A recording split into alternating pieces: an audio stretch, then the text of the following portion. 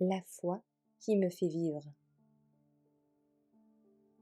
Aussi souvent que vous mangez et buvez, le 23 octobre, en observant toutes les ordonnances, car toutes les fois que vous en mangerez de ce pain et que vous buvez de cette coupe, vous annoncez la mort du Seigneur jusqu'à ce qu'il vienne. 1 Corinthiens 11, verset 26. Le salut des hommes dépend de l'application continuelle du sang purificateur du Christ sur leur cœur. C'est pourquoi la scène du Seigneur ne devait pas être observée seulement de temps en temps ou annuellement, mais plus fréquemment que la Pâque annuelle. Cette ordonnance solennelle commémore un événement bien plus important que la délivrance des enfants d'Israël d'Égypte. Cette délivrance était type de la grande expiation que le Christ a faite par le sacrifice de sa propre vie pour la délivrance finale de son peuple. Cette ordonnance ne doit pas être exclusive, comme beaucoup voudraient le faire.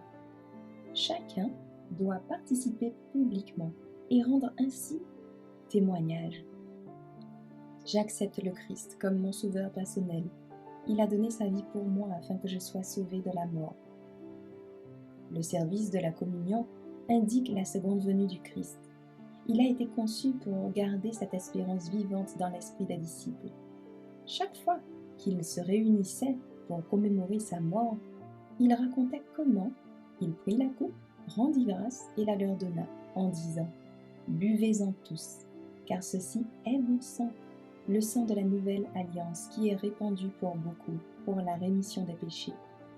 Mais je vous le dis, je ne boirai plus désormais de ce fruit de la vigne, jusqu'au jour où j'en boirai de nouveau avec vous dans le royaume de mon Père. » Matthieu 26, versets 27 et 29. Dans leur tribulation, ils trouvaient du réconfort dans l'espoir du retour de leur Seigneur. La pensée leur était indiciblement précieuse. Chaque fois que vous mangerez de ce pain et que vous buvez de cette coupe, vous annoncez la mort du Seigneur jusqu'à ce qu'il vienne. Le Christ a institué ce service pour qu'il parle à nos sens de l'amour de Dieu. Il ne peut y avoir union entre nos âmes et Dieu que par le Christ. L'union et l'amour entre frères et frères doivent être cimentés et rendus éternels par l'amour de Jésus. Et rien d'autre que la mort du Christ ne peut rendre son amour efficace pour nous.